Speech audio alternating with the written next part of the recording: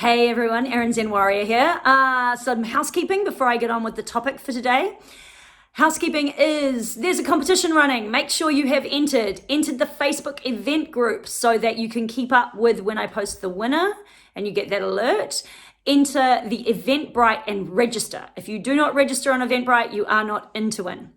It is 8 weeks of free coaching from me. It's valued at over $750. That's an awesome deal. I have people that are clambering onto this and paying lots of money for it at the moment. So if you can get it for free, what a great way to start your year.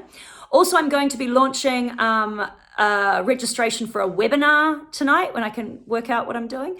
And that will be next Thursday. It's going to be about introducing some fun into your training so that you don't have to slug your guts out to get that better body. And that you can kind of play your way into and enjoy yourself, especially for those of us who've been training for the last 30 years and are getting to that point where it's like, well, we love to train, but we're kind of a bit bored. This might be the webinar for you. For those of you who don't like the gym, this is probably exactly the webinar for you. So register for that. It's 100% free. You do need to register for it. If you can't make it at this stage, I'm still going to be making it available to send out video links. But otherwise, it is better for you to be in the room. It gives you options to ask questions. It does help us tailor it to those that are listening. And moving on to our topic of the day, how you divide your time. The end of last year was a really, really full-on year, I think, for a lot of us. In fact, the whole year, because of everything that's been going on, has been quite intense. By the time we hit November, for someone working in my field, we're in full heightened lead up to Christmas swing. And for me, usually I get to Christmas and then I just crash. And that's been pretty standard for me for the last however many years I've been in this practice. So when I came back to work recently, I was actually quite anxious, quite stressed out.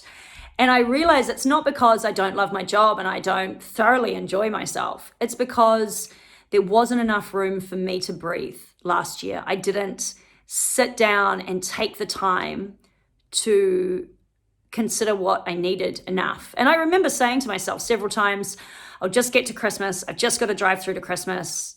I'll deal with it when I get to the other side, you know? And in truth, I probably could have easily disappeared for 6 weeks after that process because instead of giving myself a week when I needed it, I waited. The way you divide up your week, your year, your day can be hugely beneficial to lowering your stress. It would be really valuable that you have a good look at how you would like it to look. What would your perfect day, perfect week, perfect year look like? What would your perfect division of time be? Maybe 20% of it goes towards your training and your me time.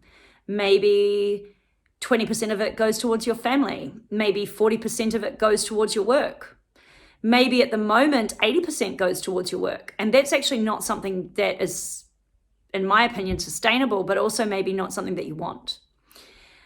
Once you write down all the things that are important to you, all the things that you'd like to take time to do, you then have to take some practical steps into thinking, right, this is what it looks like now. This is what I would like it to look like. How am I going to transition from A to B? And then keeping in mind that it's a work in progress. You have to keep coming back to this sort of division of time. This was a great lesson, practical, visual lesson that was given to me by a fabulous teacher of mine, dance teacher of mine. And I've never forgotten this. And it serves me very well, even if retrospectively I have to remind myself that you need to sit down and decide what you want your life to look like. And then you need to think about how you're going to make practical steps to start initiating that process. So, any of you listening who actually want to take part in this, get yourself a big piece of paper and write down what all the things that are important to you, all the things that you have to do, put some divisions beside them, and then write down what you actually think they get at this point in time. And then start thinking about what's the first step or the first 3 steps you can take towards changing this. Have a great day. I hope you're having a great first week back at work. I am. It's a lot of fun to see a lot of you again. I will see you all tomorrow, and I will post later, probably do a live about that webinar. Bye.